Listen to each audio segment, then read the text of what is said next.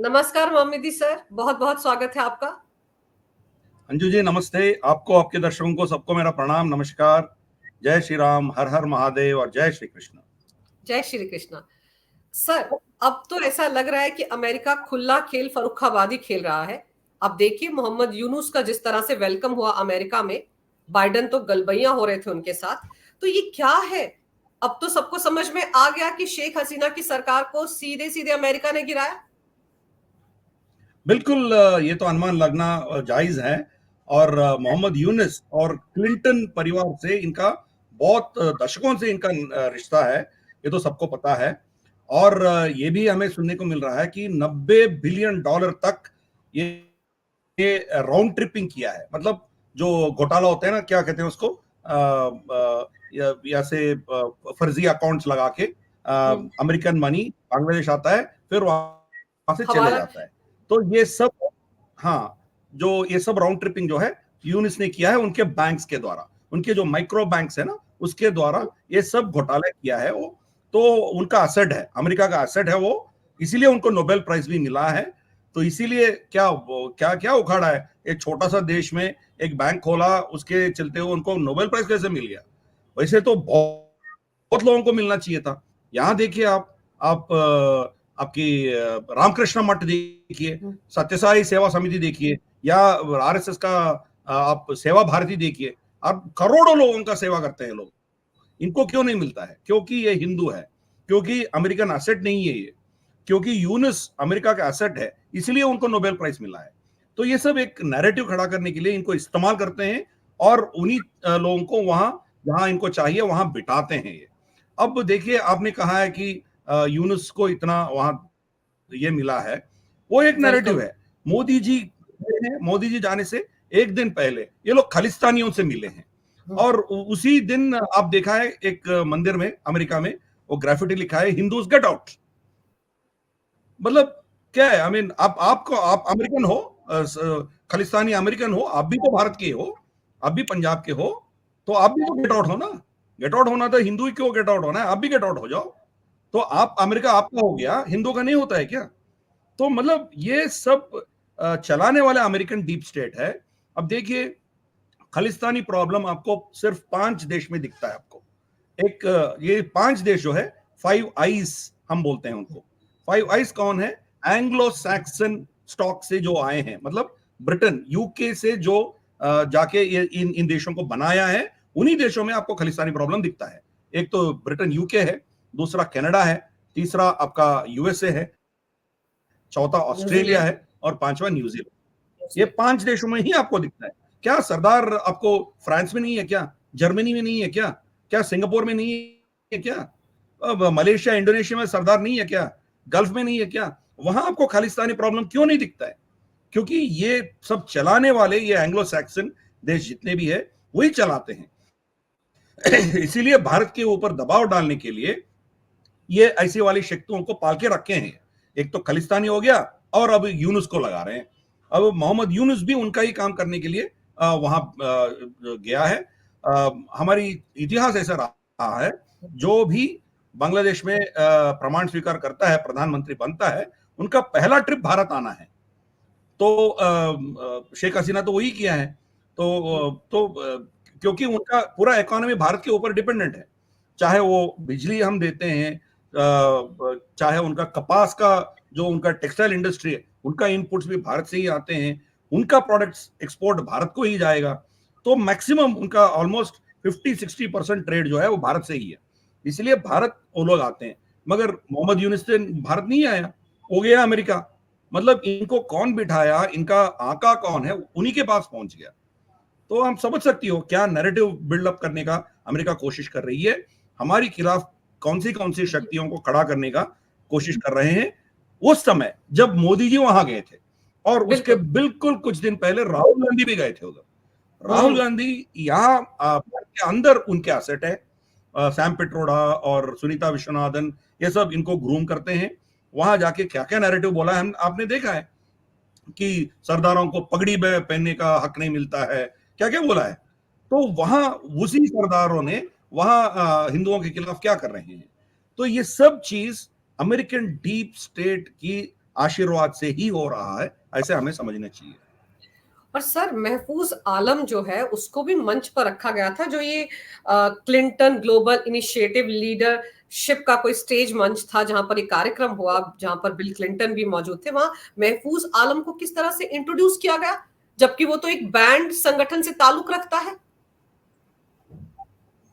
बिल्कुल बिल्कुल, यही मैं कह रहा हूं ना, ये भारत के खिलाफ जितने भी शक्तियां हैं उन सबको वहां उनको स्टेज मिलता है, उनको प्रेरणा मिलती है, समर्थन मिलता है। तो ये चीज क्लिंटन परिवार भी पहले से वही करती आ रही है, अभी भी वही कर रही है। सेम थिंग ओबामा, डेमोक्रेट्स में आपको ये ज्यादा दिखता है। ओबामा भी वही चीज करता था और अभी भी कर रहा है। वो डीप स्टेट का ये लोग असेट्स है। इसीलिए मैं कह रहा हूं, आज मैं आपको 2-2.5 महीने पहले ही मैं बता रहा हूं आपको, डोनाल्ड ट्रंप जीतने वाला नहीं है, वो तो हारने वाला है। कमला हैरिस ही जीतेगी, क्योंकि ये डीप स्टेट डोनाल्ड ट्रंप जैसे बंदे को वो बर्दाश्त नहीं कर पाएंगे। उनका कठपुतली चाहिए उनको। कमला हैरिस को तो कुछ दिमाग ही नहीं है, वो तो बिंबो है, कुछ भी मालूम नहीं है। उनको सामने रख के इनके एजेंडा चलाना है इनको। इसीलिए ये आलम जैसा बंदे को ये लोग आगे करते हैं, अल्ट्रा इस्लामिज्म को आगे लेके जाते हैं। अब देखिए, ये जो सो कॉल्ड पैलेस्टीनियन समर्थक जो जितने भी है, पैलेस्टीन किधर है उनको आप वर्ल्ड मैप दिखाएंगे तो उनको पैलेस्टीन किधर है उनको पता ही नहीं है।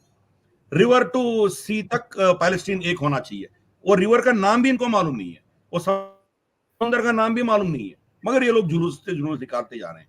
वो जो so called ultra left wing जो वोक्स है और एलजीबीटी क्यू है, वो ही डेमोक्रेट्स को समर्थन देंगे।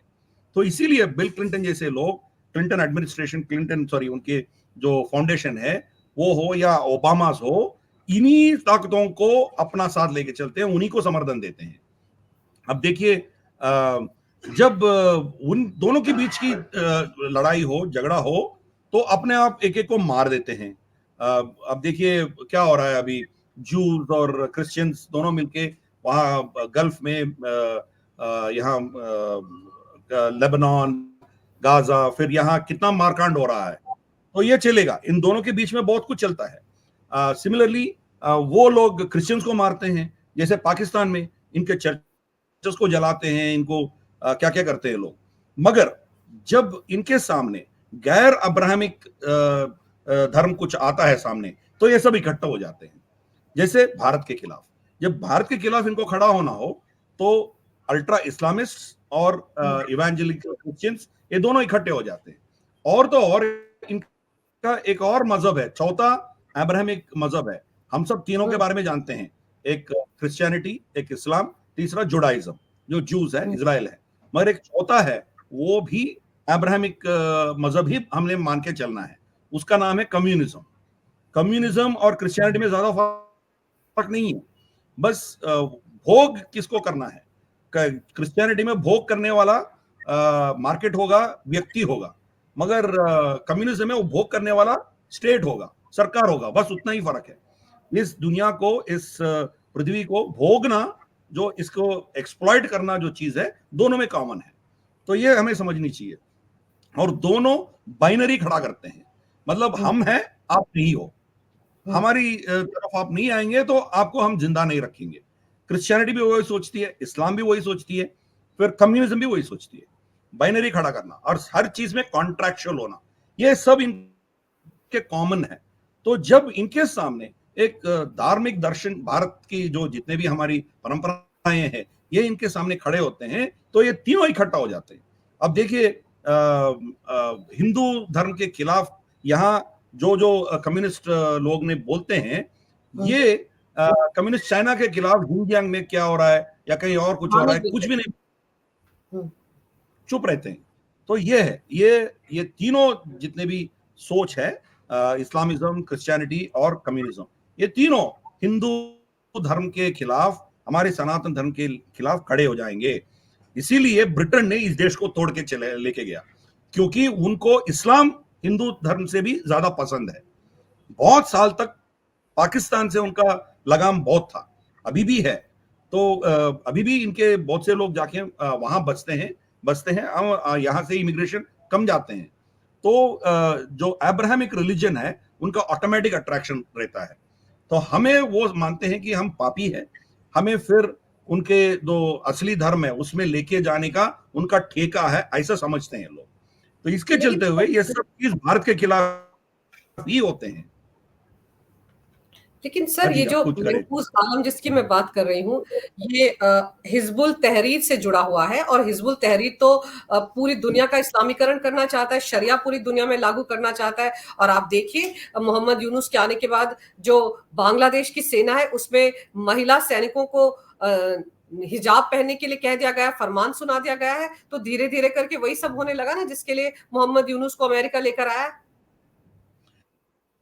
बिल्कुल, मैं वही कह रहा था ना, जब अपना दोनों के बीच में लगड़ा, जो भी झगड़ा हो, लड़ाई हो, वो बाद में करेंगे। पहला जो गैर अब्राहमिक है उसको खत्म करना है, भारत जैसे सभ्यता को खत्म करना है। ये भी खत्म हो जाएगा, फिर इस्लाम और क्रिश्चियनी दोनों बैठ के वो अपने आप को मार देंगे, वो अलग बात है। मगर ये दोनों इकट्ठा होना है। तो आलम को क्यों लेके आए उधर? क्योंकि आलम जो है आने वाले दिनों में भारत के अंदर बहुत षड्यंत्र रचना है या बहुत मारकांड करना है। ऑलरेडी आरडीएक्स बांग्लादेश पहुंच गया है। अब इस बार पूजा में जो नवरात्रा होते हैं ना, दशहरा, उसमें कितने कितने पाबंदियां लगा रहे हैं हिंदुओं के खिलाफ। बिल्कुल। क्यों भाई? तो ये चीज है ना, जब जिन मैदानों में ये जाके हर साल पूजा करते थे, वो मैदान हिंदुओं के लिए वो छोड़ नहीं रहे हैं, वो उनके लिए मतलब पाबंदी लगा रहे हैं। और गाना नहीं बजाना है जब नमाज होती है, बहुत से मतलब ये रेस्ट्रिक्शंस इनके ऊपर क्यों लगाए? दोनों का टारगेट सनातन धर्म है। इसीलिए आलम जैसे बंदा उनके लिए असेट है, इसीलिए वो ग्लोबल लीडर है। अब समझिए क्लिंटन क्यों उनको पनाह दे रहा है, क्यों उनको आगे लेके जा रहा है। क्या क्लिंटन इतना बुद्धू है कि वो समझ नहीं पाएगा? क्लिंटन जानते हैं ये कौन है, कितना कट्टरपंथी है, कितना आतंकवादी सोच रखने वाला बंदा है, वो बखूबी जानते हैं। फिर भी उनको क्यों आगे लेके जा रहा है? क्योंकि उनका एजेंडा में काम आने वाला बंदा है, इसीलिए उनको हमारे खिलाफ इस्तेमाल करने के लिए एक हथियार बना रहा है। आने वाले दिनों में देखिए बांग्लादेश से हमें क्या क्या होने वाला है। पाकिस्तान से वो आरडीएक्स खरीद रहा है। बांग्लादेश का आरडीएक्स का क्या जरूरत है? उनका कोई शत्रु तो है ही नहीं, सेना की भी जरूरत नहीं है। बॉर्डर गार्ड्स होनी चाहिए, मैं मानता हूं, ताकि इधर से उधर जो जाते हैं उनको आप रोकना है। और इंटरनल लॉ एंड ऑर्डर के लिए आपको पुलिस चाहिए। सेना किस लिए चाहिए आपको? पूरे सरहद भारत से ढकी हुई है ना। एक छोटा सा एक इलाका है जहां म्यांमार से आपका लगता है बॉर्डर, बाकी किससे आपका दुश्मनी है? म्यांमार से तो आपको दुश्मनी कुछ भी नहीं है। म्यांमार के उस तरफ, वो बॉर्डर के उस तरफ और इस तरफ दोनों आपके ही बंदे हैं। जो रखाइन में जो रोहिंग्या है वो भी बंगाली बोलते हैं ना, वो है तो म्यांमारी, मगर वो तो बंगाली बोलने वाले मुसलमान है, मतलब आपके ही बंदे हैं ना। तो क्या फर्क है? आपका तो कोई शत्रु नहीं है, फिर भी इतना हथियार क्यों खरीद रहे हो आप? इस्तेमाल किसके ऊपर करना है? तो भारत के खिलाफ ही इस्तेमाल होगा, और इसके लिए षड्यंत्र रचा जा रहा है, अमेरिका में रचा जा रहा है। एक एंगल से मोदी जी को हथियार देने का और रीपर ड्रोन्स देने का कुछ ढोंग कर रहे हैं ये लोग। अभी हाल ही में वही रीपर ड्रोन जो है वो विशाखापट्टनम के पास समुद्र में गिर गया। उसका क्या कैपेसिटी है हम देख रहे हैं। हौतीस ने 2-3 को उड़ा दिया, इनके so called high technology reaper drones को उड़ा दिया। फिर भी भारत को बेच रहे हैं वो $3 बिलियन में 31 रीपर ड्रोन में बेच रहे हैं। तो मतलब हमारी कॉमर्स चाहिए हमसे, वो कुछ चीज हमें बेचना है, हमसे वो बिजनेस करना चाहते हैं। मगर यहां उनके सोच के खिलाफ या उनके सोच से अलग सोच रखने वाला नहीं होना चाहिए। ये उनका मतलब प्रोजेक्ट है। इसीलिए आलम जैसे बंदे उनके लिए चाहिए, और भी ऐसे लोग आएंगे। अब देखिए ये नैरेटिव कैसे खड़ा करते हैं। जब बुरहान वानी को एनकाउंटर किया था तो उसके बारे में क्या बोला गया? एक स्कूल टीचर का बेटा है। अरे भाई, हर टेररिस्ट का कोई ना कोई माँ बाप होंगे और वो कहीं ना कहीं काम करते होंगे ना, तो उससे क्या होगा? टेररिस्ट तो टेररिस्ट है ना। तो ये चीज जो है, ये आप विकिपीडिया में जाके देखिए, कश्मीरी मिलिटेंसी या कश्मीरी जो भी है वायलेंस, उसके बारे में आप चेक करते हैं लफ्ज क्या क्या इस्तेमाल करते हैं। मिलिटेंट और टेररिस्ट में बहुत फर्क है। मिलिटेंट, और पाकिस्तान स्टेटमेंट देती है जब भारत के पार्लियामेंट के ऊपर अटैक हुआ, we are we regret we are sorry to hear armed incursion into the parliament, armed incursion, terrorist लफ्ज नहीं बोलते वो लोग। तो ये शब्दावली में बहुत कुछ होता है।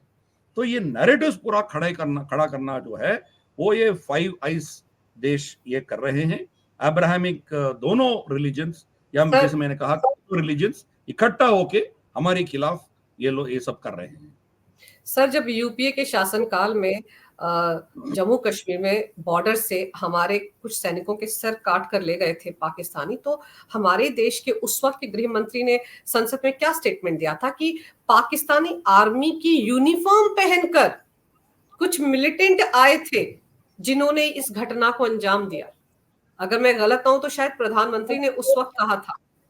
तो आप सोच लीजिए किस तरह से उनको हम लोग क्लीन चिट देते रहे हैं, उनकी हरकतों को छिपाते रहे, क्योंकि अगर पाकिस्तान के खिलाफ कोई कार्रवाई पिछली सरकारें करती तो उनका वोट बैंक बर्बाद हो जाता और उनका वोट बैंक चला जाता, मुस्लिम तुष्टीकरण धरी की धरी रह जाता। इसलिए ये सब कुछ करते थे। तो ऐसे तो नैरेटिव बनता था। बिल्कुल सही। हिंदू आतंकवादी का नैरेटिव भी खड़ा करने की कोशिश किया है ना ये, और एक लॉ लेके आने का कोशिश किया है। एक उसमें ऐसा था कि जब भी दंगे फसाद होंगे, रिलीजियस दंगे फसाद होंगे, उसमें गलत करने वाला हिंदू है, मेजॉरिटी, मतलब मेजॉरिटी जो भी है वही करने वाले हैं। ये लॉ आने वाला था, पार्लियामेंट में इंट्रोड्यूस भी करने वाले थे। समाज में दबाव आने के बाद उसको छोड़ दिए ये लोग। और दिग्विजय सिंह जैसे बंदा वो समाज जी बोलता है। और जो मुंबई कांड जो हुआ है, जो टेररिस्ट अजमल कसाब या वो सब आके जो किया था, उसके बारे में किताब छापते हैं कि आरएसएस के बंदे ने किया है। ये पाकिस्तान से कोई आया नहीं है, ये सब आरएसएस की साजिश थी। क्योंकि वो कलवा पहन के आया था, इसीलिए वो हिंदू है। तो शुक्र है वो पकड़ा गया, इसीलिए पूरा हमें बाहर निकल के आ गया। और एक गलती हो गई थी, पाकिस्तान में कोई इंडिपेंडेंट जर्नलिस्ट इनके घर गया और वो जो उनसे इंटरव्यू किया वो वायरल हो गई थी। तो पाकिस्तान भी अभी डिनाई नहीं कर पाती। तो ये हो गया था, नहीं तो ये कब की आरएसएस के नाम पे ये चिपका देते थे। जैसे साध्वी प्रज्ञा के बारे में हुआ है, आज तक कुछ भी ये लोग प्रूव नहीं कर पाए, ना साध्वी प्रज्ञा के बारे में या श्रीकांत, कर्नल श्रीकांत के बारे में, कर्नल पुरोहित के बारे में भी कुछ नहीं प्रूव कर पाए। पुरोहित, हाँ, उनके बारे में भी कुछ नहीं प्रूव किया। तो ये चीज जो है ये कांग्रेस का षड्यंत्र है। ये समाज में अपना वोट बैंक बचाना चाहती है। वो एक्चुअली उनके लिए फायदेमंद हुआ है। अभी 2024 में 94-95% मुस्लिम वोट इंडी गठबंधन को गया है, मुसलमानों के नहीं गया। अब देखिए, इंडी गठबंधन को गया। मायावती ने मुसलमान कैंडिडेट्स को खड़ा किया, फिर भी उनको वोट नहीं दिया। वोट किसको गया? इंडी गठबंधन को किया। मान लीजिए कि इंडी गठबंधन में कोई हिंदू खड़ा है, कोई यादव वादव खड़ा है, उनको वोट गया। मायावती के मुसलमान कैंडिडेट को मुस्लिम्स वोट नहीं दिया। इतना टैक्टिकल वोटिंग हुआ है। तो 94-95% उनको मिल गया। तो ऑब्वियसली उन्हीं की बात करेंगे ना, ये उन्हीं की तुष्टीकरण करते रहेंगे ना। तो और हिंदू समाज में तोड़ने के लिए ये कर रहे हैं। एक खालिस्तानी फिर दोबारा खड़ा किया, खालिस्तानियों को, सिखों को दूर लेके जाने का कोशिश कर रहे हैं। और फिर हमारे समाज में दलितों को और कुछ वर्गों को, ओबीसी को हिंदू समाज से दूर लेके जाने का कोशिश चल रहा है। जैसे राहुल गांधी हर चीज में वो ओबीसी, एससी, एसटी दिखते रहता है, इंक्लूडिंग आपकी जो मिस इंडिया कॉन्टेस्ट हो उसी में भी देख रहा है। अभी कल के दिन वो अब क्रिकेट टीम में भी देखेगा। देखिए ये सब रोहित शर्मा सब बहुत ब्राह्मण है, इधर कोई एससी एसटी दिखा नहीं है मुझे। शुक्र है कि सिराज जैसे एक दो मुसलमान है, मोहम्मद शामी ऐसे जैसे लोग, इसलिए चुप बैठा है, नहीं तो उधर भी ये तुष्टीकरण की राजनीति खेलता है ना वो। तो ये कांग्रेस की डीएनए में है, उनका सोच में है। दो ही चीज करते हैं, एक कंसोलिडेशन ऑफ माइनॉरिटीज, चाहे वो मुस्लिम्स हो या क्रिश्चियंस हो, उनमें एक डर की माहौल पैदा करना है और उनको एक तरफा करना है, वो एक है। दूसरा, हिंदू समाज में दरार पैदा करना है, इसमें तो हाँ, कुछ लोगों को अपने साथ लेके जाना है, यही इनका फॉर्मूला है। अनफॉर्चुनेटली 2014 और 19 में ये चली नहीं उनके, मगर 2024 में कुछ हद तक चल गई। बिल्कुल फेक नैरेटिव्स की बदौलत ही चली ना सर। टकाटक 8,500 रुपए आपके खाते में आ जाएंगे, वो भी चला। आरक्षण का मुद्दा भी चला, संविधान बदल देंगे, वो फेक नैरेटिव भी चला। वो नैरेटिव्स फेक थे तो काम कर गए ना सर, लेकिन काट की आंडी बार बार नहीं चढ़ती है। अब दूसरी तरफ देखिए कि मुस्लिम वोटों को लेकर INDA, ये जो गठबंधन है, इंडी गठबंधन, कैसे मारामारी मची हुई है, और ओवैसी क्या खेल खेल रहे हैं। आप देखिए 2 दिन पहले महाराष्ट्र में, मुंबई में क्या तमाशा हो रहा था, कैसे लाखों की तादाद में सड़क पर उतर कर आ गए थे ये। चलो मुंबई, तिरंगा यात्रा, काहे की तिरंगा यात्रा सर, हाथ में तिरंगा लिया था, सर तन से जुदा के नारे लगा रहे थे। बिल्कुल, ये एक नया टैक्टिक ये लोग अपना रहे हैं। ये जो भी करते हैं भारत की तिरंगा लेके आते हैं। तो आप इनको क्या कहेंगे? आपके खिलाफ या पाकिस्तानी झंडा पहले होता था ना, इंडिया पाकिस्तान दोनों के बीच में क्रिकेट मैच होता था तो पाकिस्तान के नारे लगते थे। तो अब ऐसा नहीं है ना। अब ये लोग ओवैसी अपने आप को ज्यादा भारतीय समझ के वो एक भाषण देते रहता है, मैं इंडियन हूं, मैं वो हूं, फलान हूं। तो ये नैरेटिव आप कैसे काउंटर करेंगे? फिर अपना एजेंडा चलाते हैं। अभी सीए के बारे में ये लोग सब लोग धरने वरने किए हैं। सीए भारत का एक मुसलमान के उसके लिए उसके खिलाफ कुछ भी नहीं था। कोई मुसलमान छोड़िए, हिंदू भारत देश में भारत के नागरिकों के साथ इसके कुछ लेना देना नहीं था। फिर भी ये सब जुलूस निकाले थे और भारत की झंडा लेके चले थे। तो उनको आप कैसे अपोज करोगे? जो भारत के खिलाफ खड़े हो जाएंगे उसके खिलाफ आप कुछ भी कर सकते हो। जब ये झंडा लेके चलते हैं तो एक हथियार जैसा बन गया उनको, भारत के झंडा को हथियार जैसे इस्तेमाल कर रहे हैं। और इनका एजेंडा ही वही है, समाज में जैसे मैंने कहा, कंसोलिडेशन ऑफ द माइनॉरिटीज, और जो हिंदू है उनको स्प्लिट करना है। अब नीम भीम क्या है? नीम भीम क्या है? वो मुसलमान और दलित ये दोनों पीड़ित है, तो इसीलिए हम दोनों इकट्ठे होने। मगर मुसलमानों के हाथ में जितने दलित महिलाएं के साथ अत्याचार हुआ है, कितनों को मारे हैं, कितने मतलब ये लोग कितने दलितों को मारे हैं, उसके बारे में सब चुप है। कठुआ में कुछ होता है, कोई अभी कोई निर्धारित नहीं है, फिर भी करीना कपूर लेके आते हैं, आई एम अशेम्ड। मगर जब 2 हिंदू बच्चों को कोई मदरसे वो बंदे उसको रेप करके मार देते हैं यूपी में, ये लोग सब चुप है। तो ये सिलेक्टिव नैरेटिव है, क्योंकि एक ऑलरेडी वो फिक्स हो गया दिमाग में कि आप माइनॉरिटी होने के नाते आप पीड़ित हो।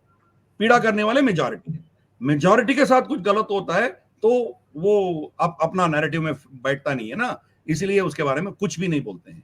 तो ये सिलेक्टिव नैरेटिव है सर। ये सिलेक्टिव नैरेटिव तो है, लेकिन कम से कम मोहम्मद यूनुस जब अमेरिका गए तो लोगों ने उनको वहां पर अपोज किया ना, उनके खिलाफ नारेबाजी हुई ना, गो बैक के नारे लगाए हिंदुओं ने वहां पर कि किस तरह का व्यवहार बांग्लादेश में हिंदुओं के साथ हो रहा है। तो ये भी तो एक पॉजिटिव एस्पेक्ट है इस पूरे घटनाक्रम का, कि कम से कम हिंदू कहीं ना कहीं तो इकट्ठे हो रहे हैं। देखिए, ये भी एक अमेरिका का एक साजिश है। ये कहेंगे देखो सबको यहाँ फ्रीडम है, सबको ये उनका अपना जो भी है मत रखने का छूट है, अधिकार है, उनका अधिकार है। तो ये चलते हुए अब ये धरने भी कहीं दूर हो गया, उससे ना यूनिस को कुछ हुआ, ना बाइडेन को कुछ हुआ, ना कुछ भी नहीं हुआ। ये हमारी भारत की मीडिया में इसका कुछ ना कुछ चर्चा हुआ है। क्या अमेरिकन मीडिया में इसके बारे में चर्चा हुआ है? हिंदू ने आके धरना दिया करके कहीं चर्चा हुआ है? कुछ नहीं हुआ। मोदी जी के खिलाफ भी खालिस्तानियों ने एक धरना ऑर्गेनाइज किया, उसके बारे में सब चुप है ना फिर। तो ये वेस्टर्न सोसाइटीज में चलता है, कोई भी किसी के खिलाफ कुछ भी बोल सकते हैं, मगर ना वेस्ट उसको सीरियस लेती है, ना अपने देशों में उसके बारे में कुछ चर्चा होती है। तो इसीलिए इसके बारे में मैं ज्यादा नहीं बोलना चाहता हूं। बलूचियों ने कितने सालों से जेनीवा में हो, यूके में हो, न्यूयॉर्क में UN जनरल असेंबली के सामने हो, कितने साल से डेमोन्स्ट्रेशन कर रहे हैं, कोई सुन रहा है उसका? तो ये चीज है ना, वो एब्सोल्यूट वेस्ट का हिपोक्रेसी जो है आपको दिखता है। वो जिसको वो हीरो खड़ा करना चाहते हैं उसको हीरो खड़ा करेंगे, जो उनके लिए विलन है वो चाहे पहले कुछ दशकों तक उनसे ये रिश्ता रखा हुआ होगा, फिर भी उसको विलन जैसे पोर्ट्रे करते हैं, जैसे सद्दाम हुसैन के बारे में हुआ था या गद्दाफी के साथ हुआ था। ये दोनों उनके लिए बहुत इंपॉर्टेंट है ना, इनसे बहुत ट्रेड किया ना पहले, बाद में क्या हुआ, दोनों को विलन दिखा के दोनों को मार दिए। तो वो जो कहेंगे वो सही है, बाकी जो भी आप कहेंगे वो गलत है। ये इनका नैरेटिव है। इस बीच तो खबर ये भी आ रही है ना कि जॉर्ज सोरोस ने 200 से ज्यादा एफएम स्टेशंस अमेरिका में खरीद लिए हैं। अगर उसने ये सब खरीदे तो किसका प्रचार करेगा वहां पर, क्या होगा, क्या प्रोपेगेंडा वो डोनाल्ड ट्रंप के खिलाफ करेंगे? ये भी तो डीप स्टेट वहां पर ये सारा कुछ स्ट्रेटेजी के तहत कर रहा है ना। बिल्कुल कर रहा है। आप देखिए उसका फंडिंग का एक क्या कहते हैं उसको, डेमोक्रेट्स को कितना फंडिंग मिला, कहां से मिला, और रिपब्लिकन्स को कहां से मिला, ये भी एक आंकड़े बाहर बाहर निकल के आया।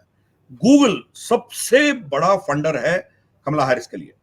कोई 1400 मतलब पता नहीं, मतलब $14 मिलियन ऐसा कुछ कमला हैरिस को फंडिंग किया है। तो डोनाल्ड ट्रंप को एक कौड़ी नहीं दिया है, दिया होगा तो कोई 50 इधर उधर दिया होगा। पूरे टेक्नोलॉजी कंपनीज उनको फंडिंग कर रहे हैं। इनको कौन फंडिंग कर रहा है? रिपब्लिकन्स को फंडिंग कर रहे हैं जो ट्रेडिशनल कंपनीज थे ना, जो ब्रिक एंड मोटर कंपनीज, आपके गाड़ियों का, फिर आपका इलेक्ट्रिसिटी कंपनीज हो, पेट्रोलियम कंपनीज हो, ये लोग इनको फंडिंग कर रहे हैं। जो नया टेक्नोलॉजी है सब इनको फंडिंग कर रहे हैं। तो टेक्नोलॉजी रिलेटेड, इंक्लूडिंग हाँ कमला हैरिस को, डेमोक्रेट्स को। तो जॉर्ज सोरोस भी वही उसी दायरे में आता है। अब पूरा मीडिया इनके कब्जे में है, तो ऑब्वियसली मीडिया पूरा कमला हैरिस को ही समर्थन देंगे। अब जॉर्ज सोरोस रेडियो को कैप्चर करने के लिए उनको उनका अंदरूनी कुछ अप्रूवल्स होते हैं, सरकार का अप्रूवल्स चाहिए। वो डेमोक्रेट सरकार ने उसको फास्ट ट्रैक कर रही है ताकि इनको जल्दी ये 200 मिल सके। तो नॉर्मली उनको शायद 5-6 महीने लगेंगे, क्योंकि प्रोसीजरल ब्यूरोक्रेटिक प्रोसीजर होगा, अप्लाई करना है। क्योंकि ओसामा बिन लादेन भी खरीद सकता है ना, उनके पास पैसे हैं, 200 स्टेशन खरीद लिया तो वो क्या क्या प्रोपेगेंडा कर बैठेंगे।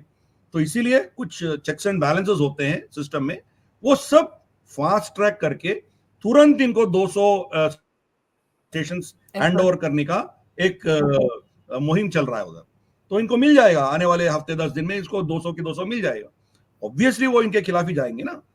अब देखिए ना, फेसबुक हो, ट्विटर हो, एक सिटिंग प्रेसिडेंट, वो भी माजी प्रेसिडेंट नहीं था, सिटिंग प्रेसिडेंट को परमानेंटली उसको अपना प्लेटफॉर्म से डिसमिस कर दिया। मतलब इनके पास कितना ताकत है आप देख लीजिए, मीडिया के हाथ में कितना ताकत है, उसको डेमोक्रेट पार्टी ने कैसा इस्तेमाल कर रही है। और डोनाल्ड ट्रंप को कौन कौन सी केसेस में फंसा दिया, कोई 20-25 साल की पुरानी केसेस में भी फंसा दिया उसको। हर चीज में इनको रोकने की कोशिश करेंगे। अब ऐसे कुछ स्टेट्स हैं जहां वो उनके सरकार जो प्रो डेमोक्रेट सरकार हैं, उनका डिसीजन है कि कोई भी वोट कर सकते हैं, अब वोटर का आईडी पूछा नहीं जाएगा। ये कौन सी डेमोक्रेसी है भाई? तो जितने भी इलीगल इमिग्रेंट्स वेनेजुएला, चाइना, फिर गल्फ कंट्री से जितने भी आए हैं वो सब वोट करेंगे, उनका आईडी कोई पूछेगा नहीं।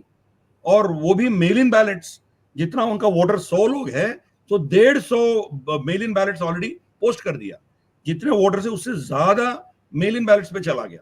वो सब बकवास की मेल्स आएंगे उधर। फिर इसीलिए मैं पहले कहा था इस बार ट्रंप जीतने वाला नहीं है, कमला हैरिस ही जीतेगी।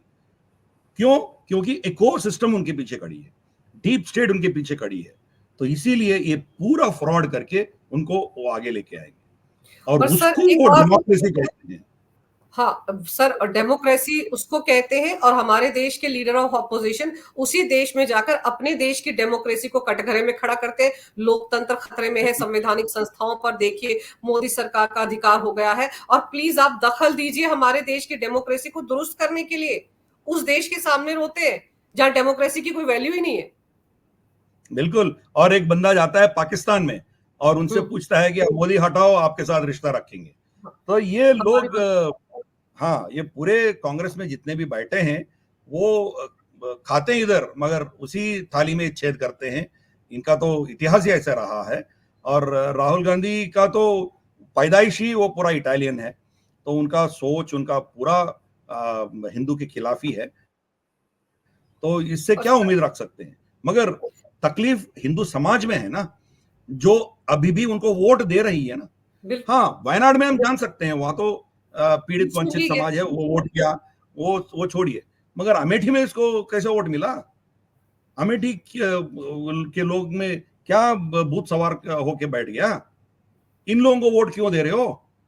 तो हमारी अंदरूनी समस्या भी है ना। हिंदू इनको वोट क्यों, 99 सीट इनको कैसे दिया है, कहां से आया है?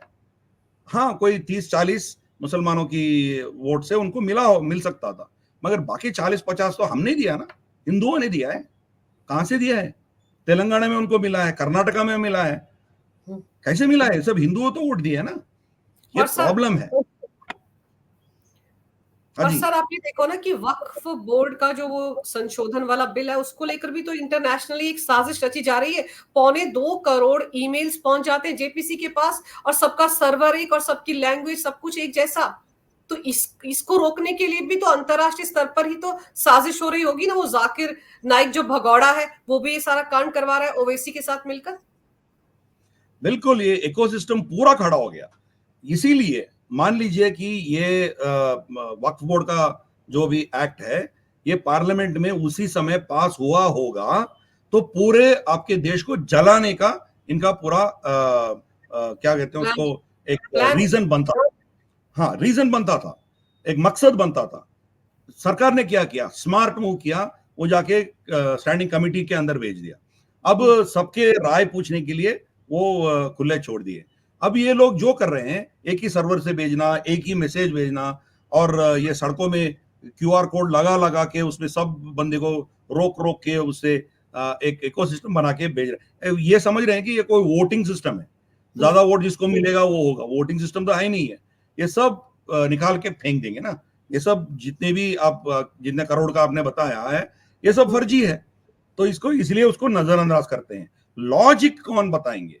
किस लॉजिक से इस वक्फ बोर्ड को एक्ट को रखना है, किस वजह से इनको रखना है, वो लॉजिक को जो देंगे, वो लॉजिक वो लोग पढ़ने का कोशिश करेंगे। बिल्कुल। तो बाकी जो इनके खिलाफ जो है उनका भी लॉजिक देखेंगे।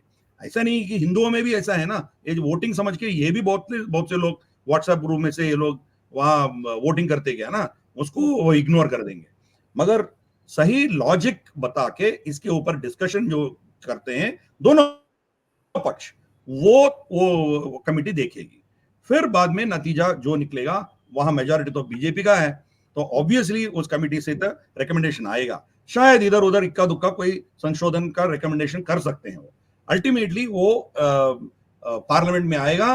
तो मतलब ये 3-4 महीने का, या जब भी आएगा वो, अब पता नहीं अभी विंटर सेशन में आएगा या मतलब बजट सेशन में आएगा, पता नहीं मानसून सेशन में कब आएंगे वो सरकार डिसाइड करेगी। तो इतना समय तो सरकार को मिल गया ना। समाज में अब सब लोग जान चुके हैं कि क्या आने वाला है, तो इसीलिए सड़कों में ये लोग उतर के दंगा फसाद करने का कोई मौका नहीं बचा इनके लिए। यह सरकार ने किया। फिर भी ये लोग करेंगे बिल्कुल, क्योंकि इनके आका, इनके जो फंडिंग एजेंसीज है, इनके जो सपोर्टर बेस है बाहर देश के बाहर, वो इनका तो इस्तेमाल करेंगे। वो तो होगा ही होगा। फिर भी ये तो सरकार का जो मतलब जो प्लान था, वो बहुत अच्छा अच्छा प्लान था कि इनको इमीडिएटली सड़कों पे उतारने का मौका नहीं दिया है। स्टैंडिंग सर कमेटी और में चला गया, इसीलिए अब सही ढंग से सब अपना जी अपना पक्ष रख सकते हैं। बाद में वो जो आएगा बाहर, तो वो पार्लियामेंट्री डेमोक्रेटिकली पास्ड रेजोल्यूशन हो जाएगा। तो इसलिए और उसको सर कोई प्रश्न नहीं कर सकते हैं। और सर सबसे अहम बात ये भी है ना कि इस तरीके से ये एक्सपोज भी तो हो रहे हैं कि इतनी हाई तौबा क्यों मची हुई है।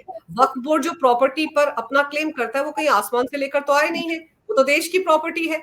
आपने उस पर कब्जा कर लिया। ये तो अच्छा है कि सरकार, इनके लिए अच्छा है कि सरकार संशोधन बिल लेकर आई है। बल्कि सरकार तो रातों रात एक ऑर्डर पास करके कह सकती थी, अध्यादेश जारी करते, ऑर्डिनेंस जारी करते कि सारी की सारी वक्फ की प्रॉपर्टी सरकार की होगी, तब ये क्या कर लेते। सरकार ने तो फिर भी हाँ, थोड़ा सा रखा कि चलिए हम ऐसा करते हैं, ये संशोधन लाएंगे जो कुछ एक लोगों का उस पर दबदबा है, दादागिरी है, कम से कम वो तो कम होगी। लेकिन इतना भी जरूर है कि बाहर से इनको किस तरह से फंडिंग मिल रही है, कैसे प्रोपेगेंडा चलाया जा रहा है, वो 2.25 करोड़ जो ईमेल आए उससे वो सारा का सारा प्रोपेगेंडा सामने आ गया है। और इसमें सक्सेसफुल रही है सरकार कि कम से कम लोगों को पता तो चले। आज तो हर किसी को पता है सर कि वक्फ बोर्ड क्या है, कैसे काम करता है, कैसे प्रॉपर्टी पर कहीं पे भी जाकर दावा कर देता है कि ये मेरा घर है। चलिए सर अब देखते हैं कि इसको लेकर सरकार क्या करती है। लेकिन बांग्लादेश को लेकर जो कुछ राजनीति, जो कुछ साजिश या प्रोपेगेंडा अमेरिका ने किया, अब वो भी खुलकर सामने आ गया। अब कहीं कोई शक नहीं बचा है कि वहां पर स्टूडेंट्स ने आंदोलन किया था, फिर अचानक ये सब कुछ हो गया। बड़ा सोचे समझी रणनीति के तहत ये अमेरिका का किया था रहा है। अब देखते हैं इसको लेकर आगे क्या होता है। सर, आपने समय निकाला, इस विषय पर महत्वपूर्ण जानकारी मेरे दर्शकों को दी, आपका बहुत बहुत धन्यवाद। नमस्कार, भारत माता की जय हो, वंदे मातरम और जय श्री राम। नमस्ते जी, नमस्ते।